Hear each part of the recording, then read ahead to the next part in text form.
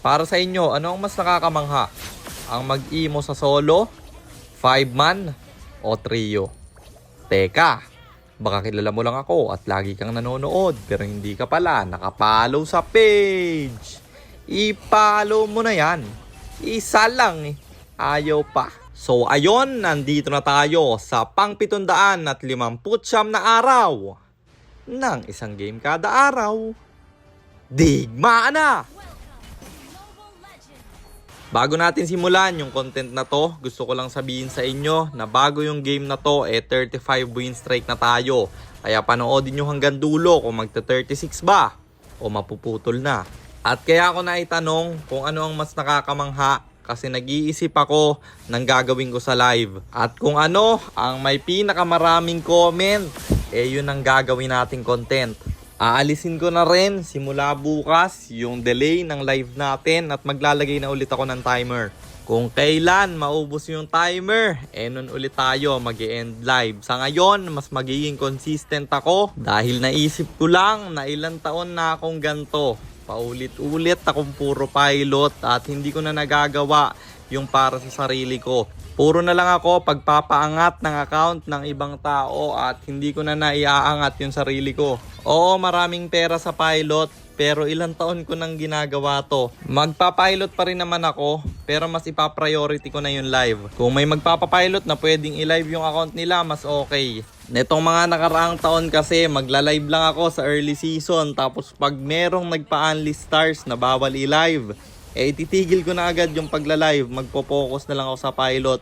Oo, daang-daang libo kinikita ko doon. Pero napapansin ko na napagkakaiwanan na ako ng aking mga kasabayan dahil sila consistent sa pagko-content. Ako consistent sa pagpapilot. Kaya mag-follow na rin kayo sa TikTok ko kung hindi pa kayo naka-follow dahil aaraw-arawin na natin yung pagla-live doon. Sa mga hindi nakakaalam, daily live natin doon 10 PM.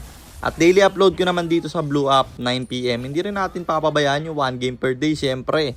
Malapit na tayo sa 100 win streak eh. Masyado na namang humahaba ating daldalan. Balik na muna tayo dito sa game. Na-earlyhan kami nitong mga kalaban kasi hindi alam ni Mark kung paanong i-default yung interface. Ako man nung unang laro ko sa season na to, bad trip ako dahil sobrang hirap. Ang dami pang pipindutin. Dati isang pindot lang bago i-default. Kilala nyo naman kasi ako guys.